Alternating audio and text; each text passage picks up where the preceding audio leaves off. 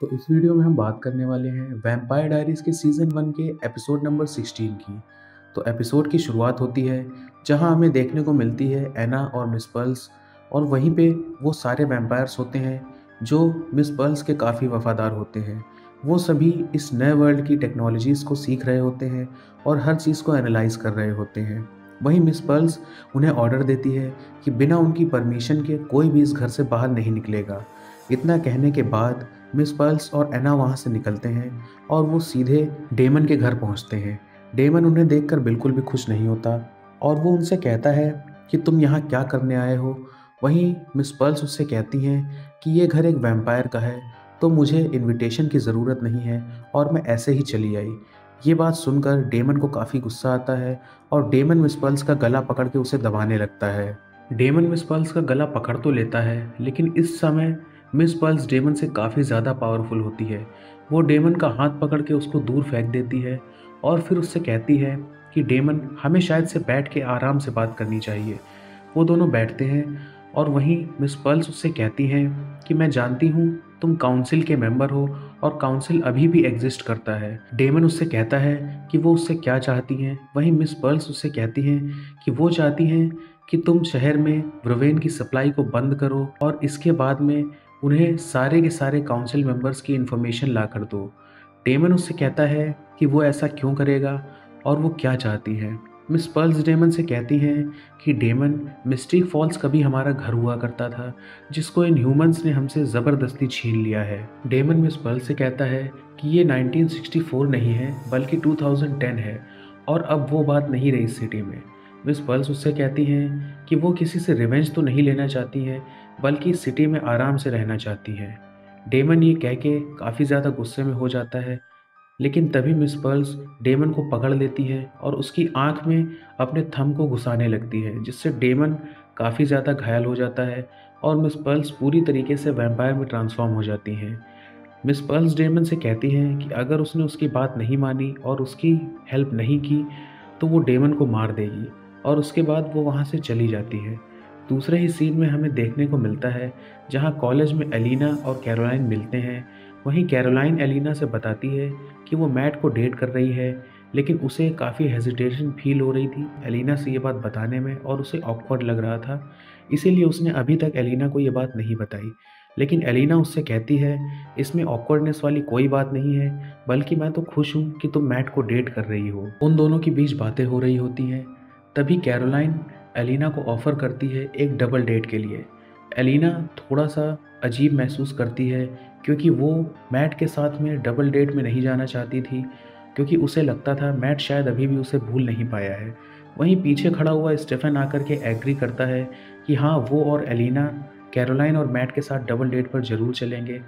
Stephen कहता है कि पहले हम मिस्टिक ग्रिल्स जाएंगे और उसके बाद मैट के घर पर डबल डेटिंग के लिए जाएंगे और इन्जॉय करेंगे। स्टेफन के एग्री करने से एलिना भी इस बात पर एग्री हो जाती है और वो लोग डबल डेट के लिए तैयार हो जाते हैं। वहीं दूसरी तरफ हमें देखने को मिलता है जहां जेरेमी वैम्पायर्स के बारे में ऑनलाइन काफ़ी रिसर्च कर रहा होता है और काफ़ी लोगों से इस बारे में बात करके इन्फॉर्मेशन कलेक्ट कर रहा होता है। वहीं स्टेफन एलिना के पास आता है और उसके लिए एक फ्लावर बुके लेकर आता है। एलिना स्टेफन से बताती है कि वो आज की शाम को सिर्फ और सिर्फ स्पेंड करना चाहती है अपने साथ क्वालिटी टाइम के लिए। तभी एलिना स्टेफन को बताती है कि वो आज की शाम अपनी किसी भी प्रॉब्लम के बारे में डिस्कस नहीं करना चाहती है और वो सिर्फ स्टेफन के साथ एक क्वालिटी टाइम स्पेंड करना चाहती है आज की शाम को। सीन चेंज होता है जहां हमें वो घर देखने को मिलता है जहां सारे वैम्पायर्स रुके होते हैं। वहीं दो वैम्पायर्स जो गर्लफ्रेंड और बॉयफ्रेंड थे, वो दोनों उस घर से निकलने की कोशिश करते हैं, लेकिन तभी हार्बर उन्हें रोकता है और कहता है, हमें मिस पर्ल्स ने यहाँ रुकने के लिए कहा है और बाहर जाने से मना किया है, हमें उनकी बात माननी चाहिए। लेकिन वो दोनों कहते हैं, हम मिस पर्ल्स के कोई नौकर नहीं हैं, और इतना बोलकर वो दोनों वहाँ से निकल जाते हैं। वो दोनों रास्ते में जा रहे होते हैं, तभी उनकी नज़र एलिना पर पड़ती है। वो एलिना को कैथरीन समझकर उसे कैथरीन नाम से बुलाते हैं। एलिना रुक कर पीछे देखती है, लेकिन फिर वहाँ से आगे बढ़ जाती है। वहीं स्टेफन एलिना से पूछता है कि क्या कुछ हुआ है। एलिना उससे कहती है कि कुछ नहीं, लेकिन फिर धीरे से टेक्स्ट करके वो स्टेफन से बताती है कि पास में ही टेबल पे बैठे कुछ कपल्स ने उसे कैथरीन कहकर बुलाया था। स्टेफन पीछे देखता है तो उस टेबल पर कोई नहीं होता है। वहीं स्टीफन समझ जाता है कि शायद से सिटी में कुछ ऐसे और वैम्पायर्स हैं जो एलिना को कैथरीन के नाम से अभी भी जानते हैं, लेकिन वो नहीं जानते कि वो कैथरीन नहीं बल्कि एलिना है। उसके ठीक बाद एलिना और स्टीफन मैट के घर चले जाते हैं, मैट और कैरोलाइन के साथ डबल डेट के लिए। वो लोग आपस में बात कर रहे होते हैं, जहाँ पर हम देखते हैं कि स्टीफन और मैट अपनी विंटेज कार के बारे में आपस में बात करने लगते हैं, जिससे कैरोलाइन थोड़ा सा साइडेड महसूस करती है। ये देखकर एलिना उसे बाहर वॉक पे ले जाती है और वो दोनों आपस में बात करते हैं। वहीं स्टीफन मैट के साथ मिलकर उस गाड़ी को ठीक करता है और वो मैट को वो गाड़ी देता है कैरोलाइन के साथ घूमने जाने के लिए। मैट कैरोलाइन को लेकर उस गाड़ी से निकल जाता है। वहीं दूसरी तरफ हमें देखने को मिलता है जहां जेना एक पार्टी से बाहर आ रही होती है और उसके साथ डेमन और मैट की मॉम होती हैं। वो लोग वहाँ से निकल जाते हैं। तभी आंट जेना भी जा रही होती है। आंट जेना की हील्स टूटी होती हैं, जिस वजह से वो ठीक से नहीं चल पाती है। तभी वहाँ उन्हें एक वैम्पायर मिलता है जो आंट जेना की हेल्प करता है उनकी हील ठीक करने में, जिस पे वो उसको थैंक्स करके आगे बढ़ जाती हैं। लेकिन तभी वो जेना को हिप्नोटाइज करने की कोशिश करता है, लेकिन जेना ड्रंक होती है और वो हिप्नोटाइज भी नहीं होती है, क्योंकि एलिना ने पहले से ही जेना को एक नेकलेस दिया था जिसमें व्रवेन थी, जिस वजह से वो हिप्नोटाइज नहीं होती है। हिप्नोटाइज ना कर पाने की वजह से वो वैम्पायर जेना से डेमन के घर का पता पूछता है। जेना उसे बताती है कि डेमन सिटी के आउटसाइड में सेल्वेटोर हाउस में रहता है। उस वैम्पायर को डेमन के घर का पता मिल जाता है और आंट जेना वहाँ से चली जाती हैं। वो वैम्पायर काफ़ी सैड होता है, क्योंकि वो सोचता है आज उसे कुछ खाने के लिए भी नहीं मिलेगा, क्योंकि आंट जेना हिप्नोटाइज नहीं होती हैं और वो उनका ब्लड नहीं पी पाता है। वहीं दूसरे सीन में हमें देखने को मिलता है जहां एना जेरमी के घर पर उसके साथ कुकिंग कर रही होती है। जेरमी जानबूझकर अपना हाथ काट लेता है और उससे निकलते हुए ब्लड को एना को दिखाता है और उससे कहता है कि क्या वो उसे टॉवल पास करेगी। एना उसे मना कर देती है। तभी जेरमी उससे कहता है कि क्या उसे डर लग रहा है ब्लड से। एना कहती है कि नहीं, लेकिन वो पास नहीं आना चाहती। जेरमी उससे कहता है कि उसे कोई प्रॉब्लम नहीं है और वो उसके बारे में जानता है। जेरमी उससे कहता है कि तुम मेरा ब्लड पी सकती हो।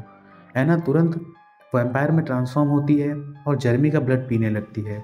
वहीं दूसरी तरफ आंट जेना घर पहुंच चुकी होती है और सीधे घर के अंदर जाती है। ये देखते ही जेरमी अपना हाथ पीछे कर लेता है। जेरमी आंट जेना से बात करने लगता है, जिसके सहारे एना पीछे के दरवाजे से घर से निकल जाती है। वहीं दूसरे सीन में हमें देखने को मिलता है जहाँ पर डेमन और मैट की मॉम मैट के घर पे मेकआउट कर रहे होते हैं। तभी मैट और कैरोलाइन वहाँ पहुँच जाते हैं और मैट अपनी मॉम को देखकर काफ़ी शर्मसार हो जाता है।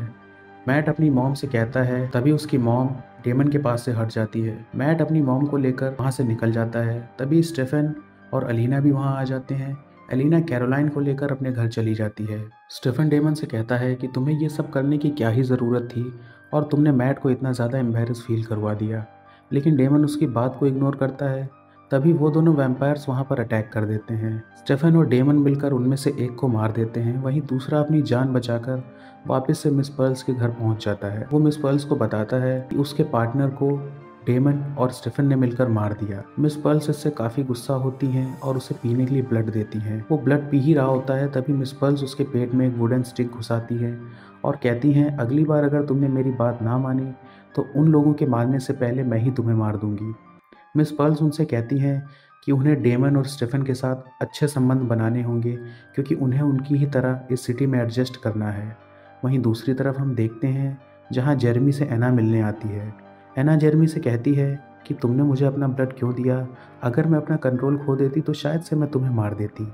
वहीं जेरमी उससे कहता है कि उसे इससे कोई प्रॉब्लम नहीं है और वो भी एक वैम्पायर में कन्वर्ट होना चाहता है। और इसी के साथ वैम्पायर डायरीज़ के सीज़न 1 का एपिसोड 16 खत्म होता है। अगर आपको ये वीडियो पसंद आया हो तो वीडियो को लाइक ज़रूर कर देना, चैनल को सब्सक्राइब कर देना और